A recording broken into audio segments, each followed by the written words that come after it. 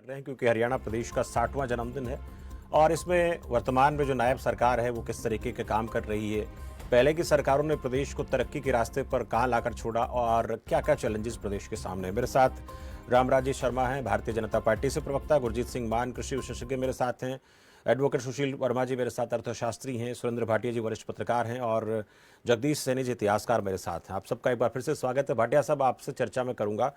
राजनीतिक इच्छा शक्ति किसी भी प्रदेश के तरक्की में, किसी भी देश की तरक्की में बड़ा रोल अदा करती है और हम जब से बने हैं या प्रदेश हमारा बना है तब से कई उतार चढ़ाव प्रदेश ने देखे हैं, सियासी तौर पर भी देखे हैं और कई मायनों में देखे। लेकिन आपसे मैं जानना चाहता हूँ, राजनीतिक इच्छा शक्ति के बलबूते प्रदेश को यहाँ तक लाने में योगदान के तौर पर देखें तो किसका योगदान कहाँ आप पाते हैं?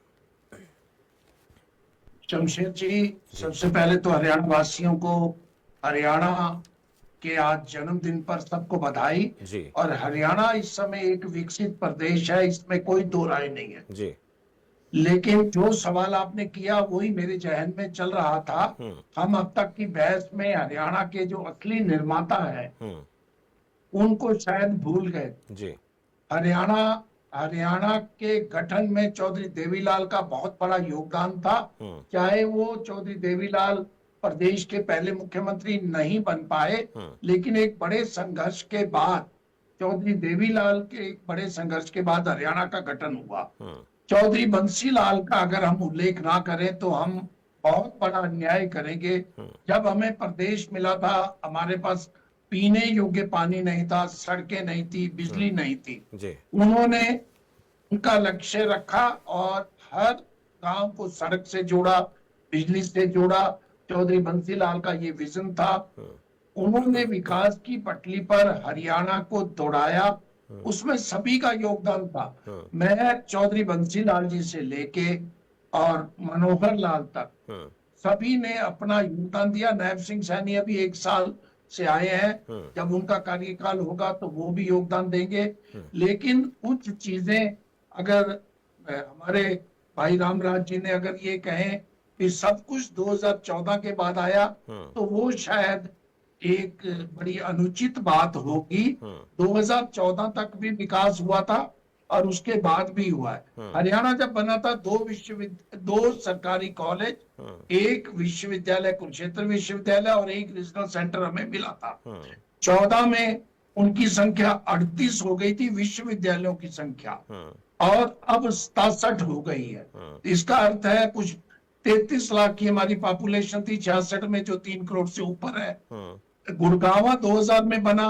2000 के लगभग चौधरी बंसीलाल के शासन काल के बाद जब चौटाला साहब का शासन आया, चाहे उन पे आरोप भी लगे हों, लेकिन गुड़गांवा की जो नींव रखी थी, गुड़गांवा का जो विजन था वो चौटाला साहब लेके आए। शहरों में जो पार्कों का विजन था वो चौटाला साहब लेके आए। उसके बाद जो हुड्डा साहब के समय में भी डेवलपमेंट हुई, सामान्य रूप से इंडस्ट्रियल डेवलपमेंट हुई। IIM आया, रोहतक में आया, चाहे वो रोहतक के रहने वाले थे, रोहतक में लेके आए, कुरुक्षेत्र में कुछ आया। तो कुछ ना कुछ सभी के शासन काल में हुआ। लेकिन मुझे जिस मामले में हम पिछड़े हैं, हमने बहुत तरक्की की, लेकिन हम पिछड़े हैं। हम अपने विरासत को अभी तक, हरियाणा के पास बहुत बड़ी विरासत थी। गीता की जननी हमारे पास कुरुक्षेत्र होने के बावजूद, अब अयोध्या जिस ढंग से विकसित हुई है, हम कुरुक्षेत्र को उससे पहले यहाँ कोई विवाद नहीं था। कुरुक्षेत्र को हम एक बहुत बड़ा टूरिस्ट सेंटर और धार्मिक सेंटर के रूप में डेवलप कर सकते थे, लेकिन वो डेवलप अभी तक नहीं हुआ। अब ज्योति सर को डेवलप करने की बात कही जा रही है और एक प्रोजेक्ट 10 साल से वहां कंप्लीशन की और है, शायद उसके बाद कुछ अंतर पड़ेगा।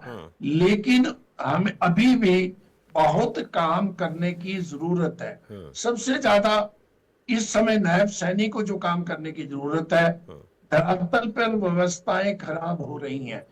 पीने का पानी दूषित हो रहा है, वायु दूषित हो रही है, सड़कें बनी है और वो ये एक कंटिन्यू प्रोसेस है डेवलपमेंट का।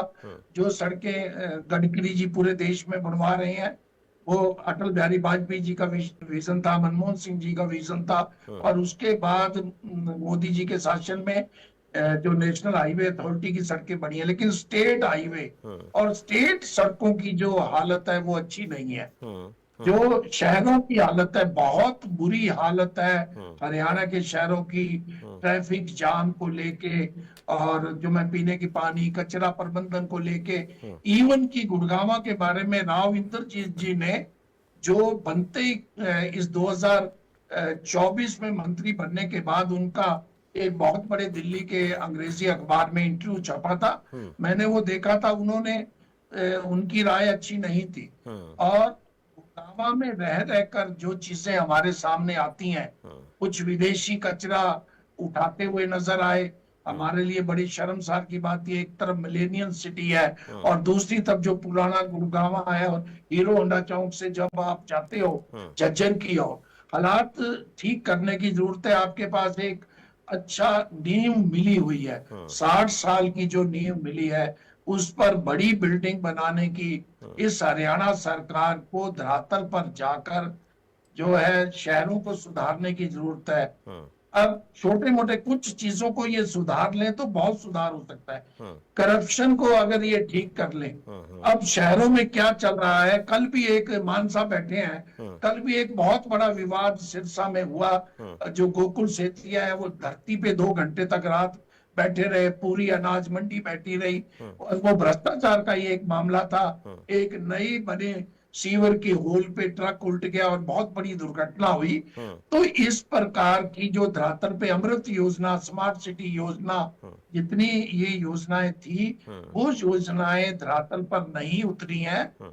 मैं तो ये कहूंगा मुख्यमंत्री जी अपने पूरे अमले के साथ कम से कम 24 घंटे से 48 घंटे हर शहर में गुजारें, सिविल सोसाइटी से, एडवोकेट से, डॉक्टरों से बात करें, खुलकर उनको ये कहें, आप खुलकर बताओ हमारी कमियां क्या हैं।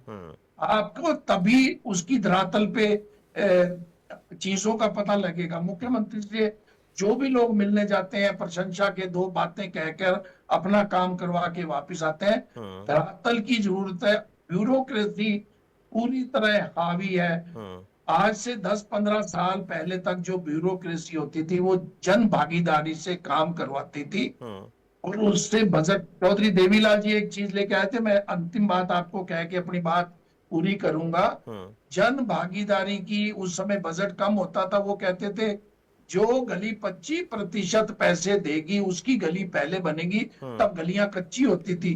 लोग जो 25% पैसा इकट्ठा करते थे वो उसकी निगरानी करते थे। उसको मेरे शहर में अभी भी 25 साल पहले जो सड़कें और गलियां बनी थी वो अच्छी हालत में है बानिस्बत जो 6 महीने पहले बनी है। तो आपको जन भागीदारी की जरूरत है, धरातल पे देखने की जरूरत है। हरियाणा इससे भी ज्यादा विकसित और विकास की दौड़ में आगे बढ़ सकता है, केवल चीजों को दुरुस्त करने की जरूरत। जो इस वक्त है उसको और ज्यादा बेहतर करने के लिए काम किया जाए तो और अच्छा प्रदेश जो है बन सकता है। लेकिन भ्रष्टाचार पर नकेल कसने की ज़रूरत है, ब्यूरोक्रेसी पर नकेल कसने की ज़रूरत है, और इसके साथ साथ योगदान की जैसे आपने बात की, तो वो चाहे देवीलाल की बात हो, बंसीलाल की, या फिर भजन लाल की बात करें, या फिर भूपेंद्र सिंह हुड्डा के, मनोहर लाल के, सबने अपने स्तर पर प्रदेश में काम किया है।